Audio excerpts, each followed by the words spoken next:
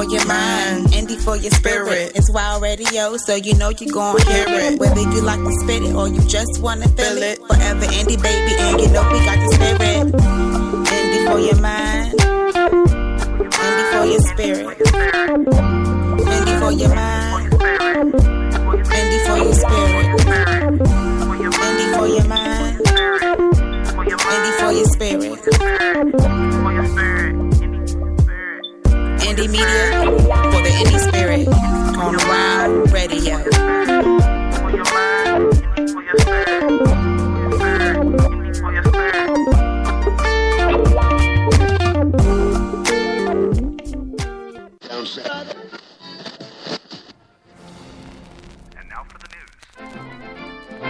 And now for the news.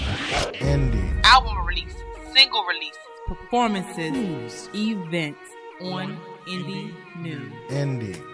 What's going on in the indie community? News. Business and community news. Indie. tune in to find out. News. Indie media for the indie spirit. Indie. Indie news. News. Indie news, right here on Wild Radio. Indie. News.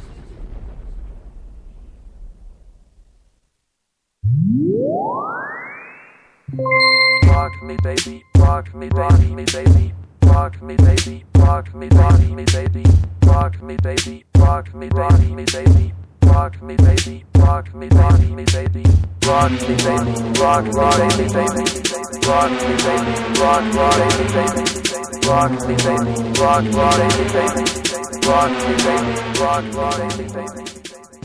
Hey, what's up, y'all? It's your girl, Caribgem, right here live. This is Indie News Live. This is where we bring you news about the indie community, about the world news, community news. We deal with indie artists, entrepreneurs, models, artists, anything you can think of that encompasses indie, we deal with it right here. So today, I have in the studio author R. Gaskins, and we're going to be talking about her debut novel. It's called Broken. Now, I'm going to give you just a little bit about this novel before we get into talking to her. This is her first book. It is a mix of a love story. It has some inspirational parts in there. Of course, there's heartbreak. In any love story, there has to be heartbreak, of course, or it wouldn't be a love story. And of course, we have some triumph in there as well. Now, this book does drop March 29th, 2014. And the two main characters in this book is a young man named Trey and a young lady by the name of Nia.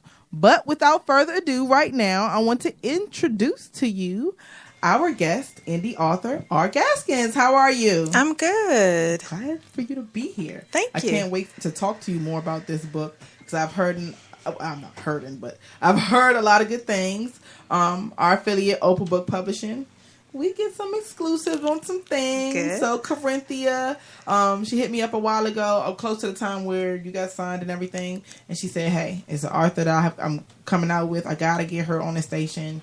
This book you're gonna love it." She's like, "You're gonna love it." Good. So yes.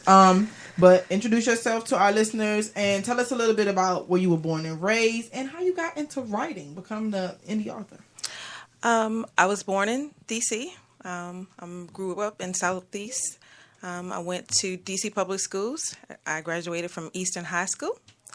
And I've been writing most of my life, really. I've always loved books. I've always loved reading. And I started writing probably in middle school. And just never really did anything with it. And then I got married, and my husband suggested that I write a book. Awesome. Yes.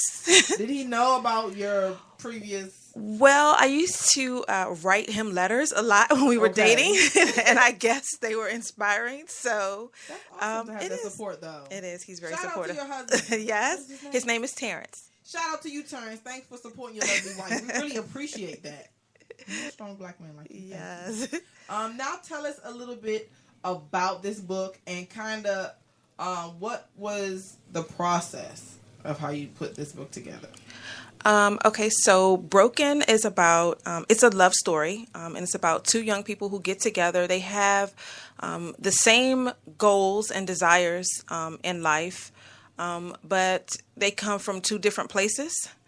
And I started writing it more so knowing what I wanted the end to be. I wanted to encourage people who've had heartbreak, who were discouraged, who've lost people, who've lost things, who felt like they were empty. I wanted to write something that would encourage them. And so I started with that concept first, and then thought, what better way to get this out than for it to be a love story? So how long did it take for you to write this love story? Actually, so I started writing this book way back in like 2008. Wow. I left my job to come home and take care of my kids. And I wrote the first 6 chapters in probably 4 months.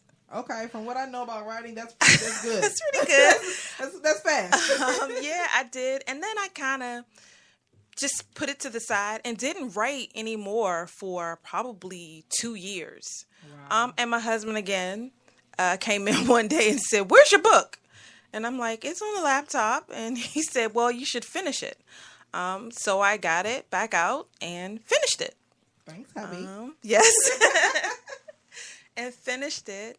And I kind of put it to the side again. And once again, he was like, "Well, what are you going to do with it?" And so then I started looking around for publishing companies and somebody that would take the kind of book that I've written. Like, it's not a particular genre. It's not just a love story. It's not just an urban novel. It's not just inspirational. It's kind of a mixture of all those things. And so I wanted a publisher that could get that, and that would want to work with me with that kind of concept. And that certainly describes OB Publishing. Yes. Yep, it certainly Opal Book does. Publishing. Certainly does.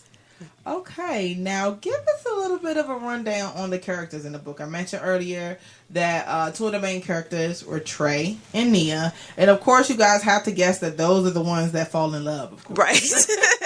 So give us a little bit of background on Trey first. Trey is an African-American male. He's had a troubled past. And not so much him being in trouble, just life in general for him. Growing up was just not good. But he is strong-willed and wanted to make something out of his life that his mother would be proud of. He wanted to become something that would inspire and encourage the world, but he also wanted a strong woman by his side. So that was like always his goal. He wanted a woman like his mother. He lost his mother early on in life, and he wanted to find someone like her. And he does. Okay, so that brings up Nia. And Nia is pretty much like your next door girl, brought up by a single parent, raised in a spiritual household, but she questions spirituality a lot. She just isn't sure about it based on all the things that her life was lacking. She had no father. Her mother struggled to take care of her. And so she is kind of in a place in her life where she knows that there's a God, but doesn't really get why she needs him or why anybody needs him. So that's kind of where she is. So she's raised in a household where spirituality is important. Right. When she goes off to school, she's pretty much trying to figure out whether it's important to her or not. So she's just on that lifelong journey that we always Yes. go on, trying to find who she is. Trying to figure out who she is. Yes. Her purpose and all of that good stuff. Okay. Yes. I got that. Now, in the book, how do they meet? They actually meet. So Nia is a education major. Okay. But more like education and psychology. She wants to work with troubled children or troubled youth. Okay. And so they meet at a summer camp, which is how the book starts out. They meet at a summer camp that they're working at for troubled youth who've had more so emotional issues, not so much physical abuse. Okay, gotcha. And they meet there because Trey was once a camper at that camp, and he decided to work there as a way of giving back. So that's where they meet. And where is the book? Where does it take place at? Where's the location? Like, where's the city? It's on the East Coast. It takes place in 2 different locations. So it takes place in North Carolina, and Georgia. Okay, awesome. And what are the ages of these 2 people? When they meet, they're about 19. Okay. They're like sophomores in college. And the book kind of carries you through college, graduation, marriage, life. So it's a nice span of their lives that we're going to get in the book. And how long is the book? The book is about 13 chapters. Okay, that's nice. Okay, see, it's not too long. No. It's not too short. Look. Yes. I'm going to get a signed copy from you as soon as it drops. I want the exclusive. I'm going to go to Corinthia. I'm going to knock on her door. We'll make sure you get one. Now, I'm sure in reading this book, this is a question that always comes up to authors. How much of the book is realistic? Like, is the book based on any of your friends, your family's instances throughout life, or how realistic is it? I think the book in general is very realistic. Okay. It's not, though, based on any one person that I know. It's not my life story. It's not. A lot of people that have previewed it ask me, is the guy in the book my husband? No. It's Trey. Though I think the characters take on a lot, some of the traits from my personality and from my husband's personality, because you kind of tend to write what you know and what you're familiar with. But no, they're all fictional. A lot of the places are even fictional. But the story itself, I think, is very realistic. And I think that people will read it and pretty much find a part of themselves in the story. Okay. Well, somebody somewhere probably went through this, a little bit of it, a part of it, some of it, somebody who's gone through it, if not yourself. Yes. So I think this book, it can definitely be, relate to people. Yes. Now, I have a question about the characters in particular. And talking to you before we went on, you had mentioned that in this book, Nia has a life-changing dream. Yes. Can you give us a little exclusive on that whole situation? Well... Just a little bit. A little bit. Okay. So she has, at that point in the book, she has endured some tragedy. And she's just questioning who she is, what her life is all about, basically why she's alive, why she's here. She just is in a place where she has no idea just what to do with herself. She's just been through way too much, and she feels like life is just not fair for her. And she falls asleep, and she has a dream that basically explains to her why she is the way she is. Wow. And that kind of explains everything to her. It kind of brings it will explain a lot to you. Okay. Hopefully it will explain some things in your own life to you. Okay. And so the dream kind of just brings her life full circle. It kind of shows her what she went through, what the effects were on her from what she went through that she didn't even realize were happening. Subconsciously. Yes, Wow. what was happening to her during those times. And hopefully my readers will find themselves in that dream as well and understand some things that have happened in their life and why they happened and what you need to do to the book has fix some it. insight for you guys. I hope Yes. you are ready for that. Now, let's get to Trey. Okay. Trey, you said you purposely portray him as a strong black man, a strong African American man. Yes. You didn't want him to be the regular troubled type of guy. Right. Kind of elaborate on that. I love books. I read a lot of books and I read a lot of stories. And not knocking any author's way of writing, but I read a lot of stories where the man in the book, either he's made his money from selling drugs or he's done some kind of criminal activity. Yeah.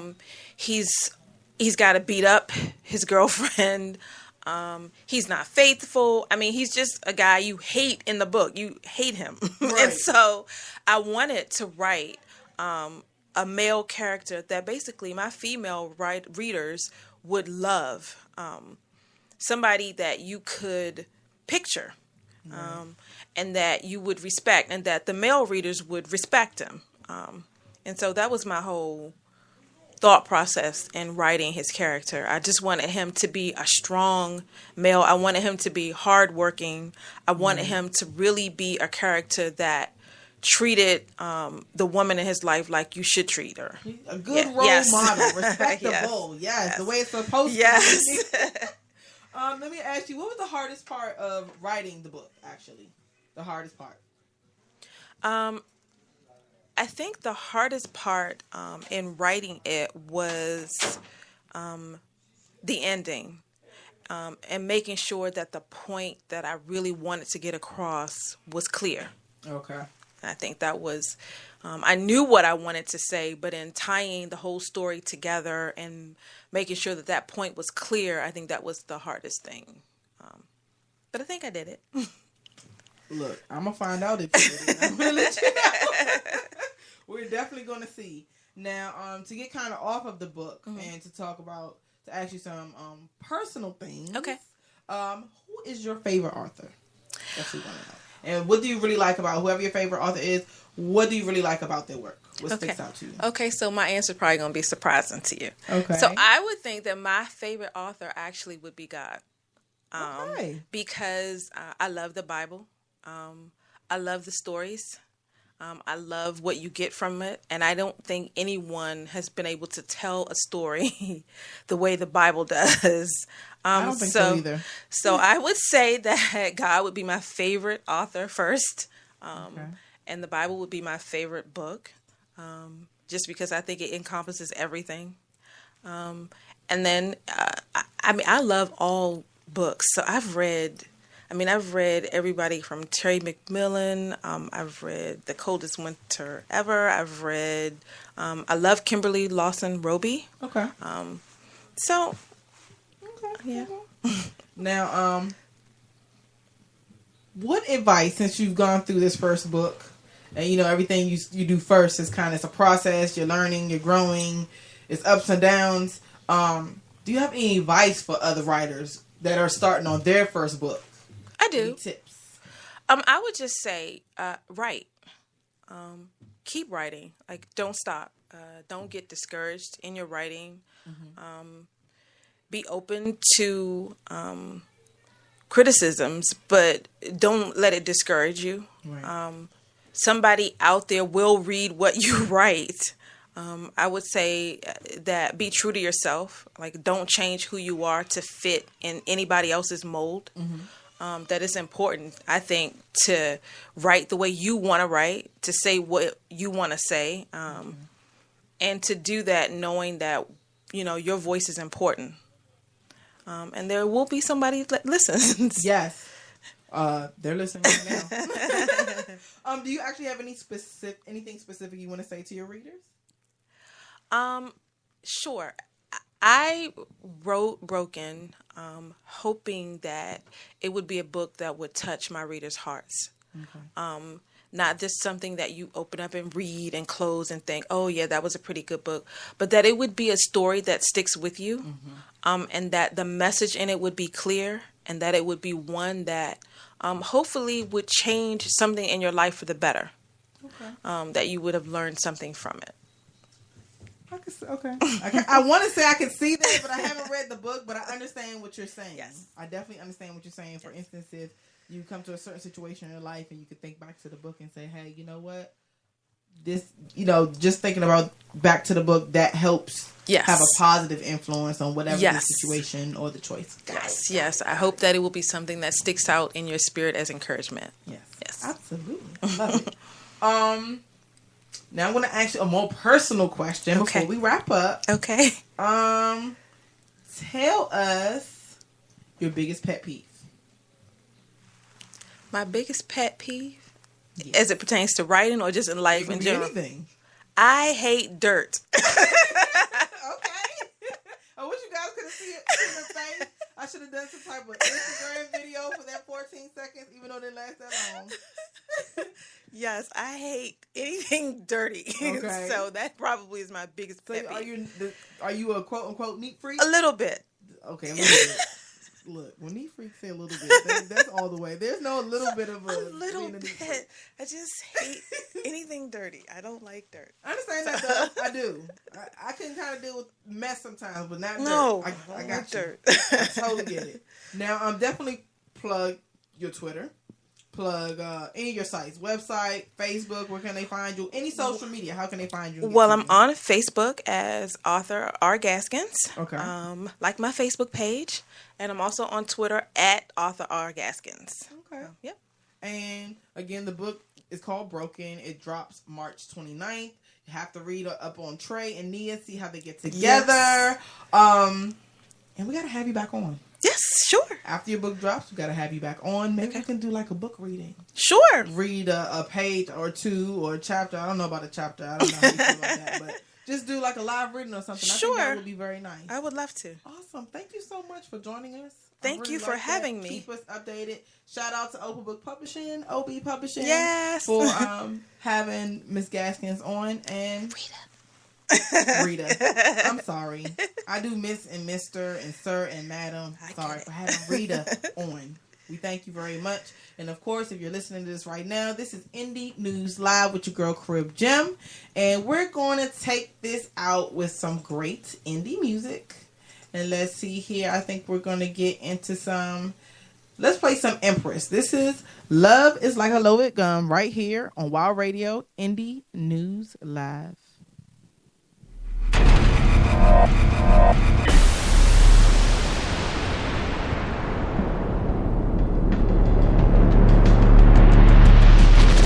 Wow Radio. Indie music for the indie spirit.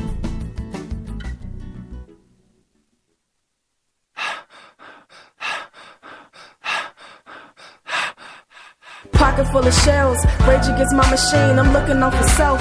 Shoot it by any means, a portrait. Whatever calm that I had, I lost it. Heavy metal angel, I'm out running exhaustion. Emotion in the chamber, nothing left to lose. Need a reason, call me Cupid. Don't make any sudden movements. No bow and arrow, got the shotty boy on ruthless. Aiming with precision, got your wishes in my tools clip. They say love is like a loaded gun. If I'm holding the pistol, why am I the only one who's scared of death? Trigger my fingers on, safety off, barrel to my only heart and blow it all away until there's nothing left. That's just a metaphor. Yeah, the pedal to the metal floor, ready for anybody to settle scores. Beyond your level, ignore your labels. A rebel, rebellion at its finest. Your highness won't settle for limits. Now what you learn? Bullet talk, one shot, click, aim it, pull it tough, shoot at close range if I find a way.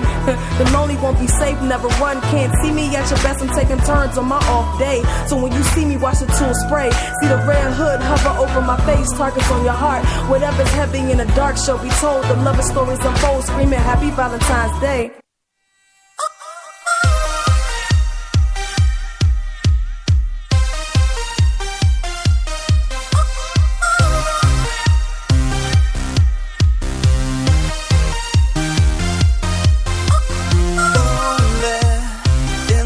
Where all the faces look so good. On this wonderful time. I can't deny you got me wrapped around your finger. It was just you and I, all those wonderful times. I can't deny you got me wrapped around your finger. It was just you and I, all those wonderful times. I can't deny you got me wrapped around your finger. It was just you and I, all those wonderful times. I can't deny you got me wrapped around your finger. You are now tuned into WowURadio.net. Indie media for the indie spirit. Get wrapped up in 24/7 indie music. Wow Radio.